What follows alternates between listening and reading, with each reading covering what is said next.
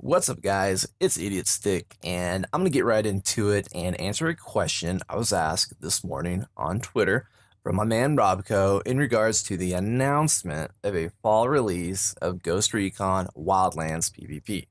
Now, I am gonna use some adult language. You have been warned. RobbBCO asks, "What are your thoughts on this announcement? This looks generic as fuck to me. No mention of a ladder, clans, squads, side." RobbCO, I couldn't agree more with you, man. It does look generic as fuck. It's absolutely the bare minimum. And the bare minimum seems to be a recurring theme for Ubisoft. It's like their whole MO, it seems like. It's almost like it's their plan, invest the bare minimum and build up hype and take advantage of fans of their games because they know they're going to buy their games. It's just like what BioWare did with Andromeda. They knew it was going to sell no matter what, so they took advantage of us, put their interns on that game, and the talented devs started working on Anthem. That's very anti-consumer. And Ubisoft seems to have a strategic plan to be anti-consumer. Okay, let's talk about it. Like Big Fry said last week in the video I've linked below, what is the point of releasing a PvP mode in a game that has lost 90% of their user base? He goes on to say that he finds it confusing that they would invest the time and resources into adding a PvP mode that nobody's going to play on a dead game. Well, I'll tell you exactly why. It seems to be part of this strategic plan that their CEO likes to mention in some earnings reports that I've read. The reason they are investing the bare minimum into the PvP mode is because they can. They've already cashed in on Wildlands. What's their motivations? All right. They've done the same thing with For Honor. Okay. We're all familiar with the shortcomings of that. It's lost over 95% of its player base, like quickly. Okay. But Ubi still puts money into the game. They'll throw up 10 grand for a tournament and try to create some press for it. And it works. Come season 2, they had a small rise in people playing and purchasing the game. And this is common. The price of games will go down the longer they're out, so that people that were maybe on the fence about the game will actually purchase it because it's cheaper and they're offering all their DLC, season pass stuff for free. And they give the illusion that it's a better deal and you're getting more for your money. And people actually fall for this tactic. So now they have more people playing for a short period of time, and those people are buying the microtransactions and all that good stuff. And it's a surefire way to squeeze some life and some profits out of a game that's completely dead. And we're seeing the same stuff with Ghost Recon, sadly. The reason the free PvP is coming so late is because Ubisoft has already cashed in on Ghost Recon. It's dead. It's done. It's over. Okay, they made their money. That's why it looks so generic. No way in hell are they taking people away from all the games that they have in development right now. Okay, let's listen to them here. South Park, Beyond, Assassin's Creed, Skull and Bones, The Crew. They aren't taking people off of those games. Okay, PvP for Ghost Recon is just going to do the same shit that they did for Honor.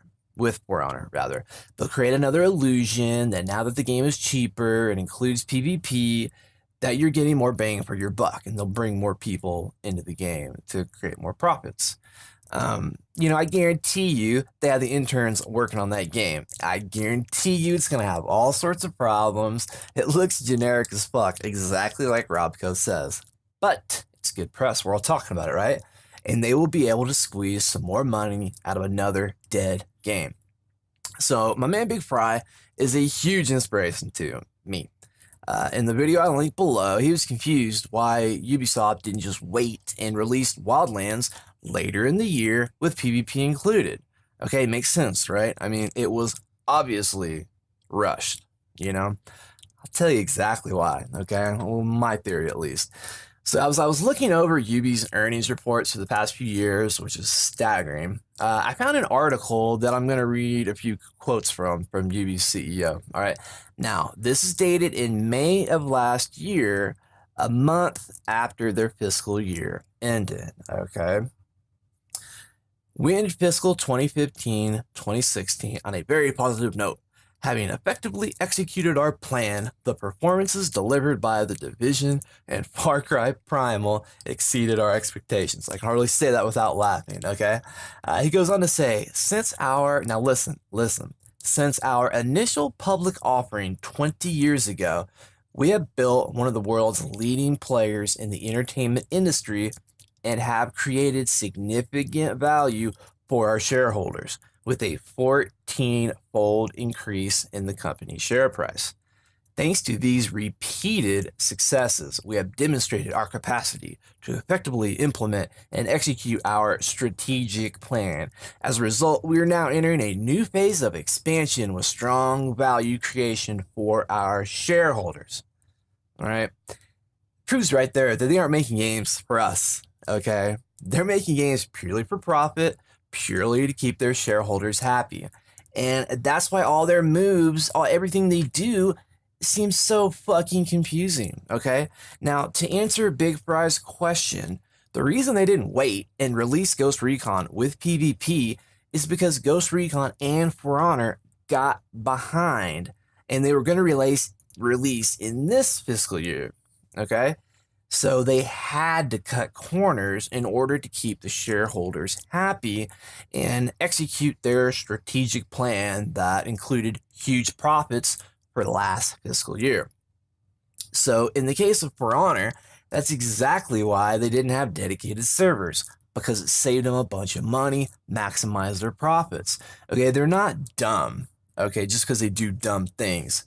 They knew there was going to be a lot of buzz about the game. There was. Everybody was talking about it. It was revolutionary, a new fighting style, looked awesome, okay? And it was going to sell really well, no matter what, all right? They knew that with peer-to-peer servers, it was going to fuck up everything.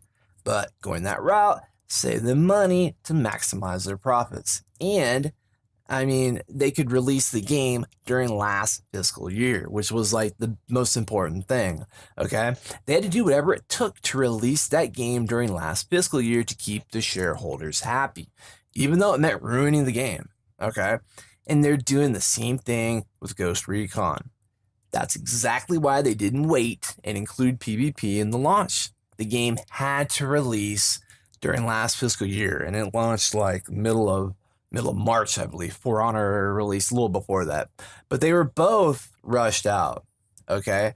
And, I mean, it was obvious the game was released too early. They had all sorts of problems. You know, it was missing the PvP, which is a prime element, you know, of a Ghost Recon game. I mean, come on. They knew the game was going to sell no matter what. And if they could just get a half-ass working game to the shelf, it was going to be a success on paper. I mean, and guess what?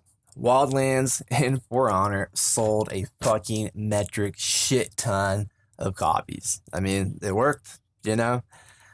So yeah, RobbBCO, that's why it looks so generic. They just released that video about community managers testing the game, and they're supposed to be these big Ghost Recon fans, and they had nothing but positive things to say.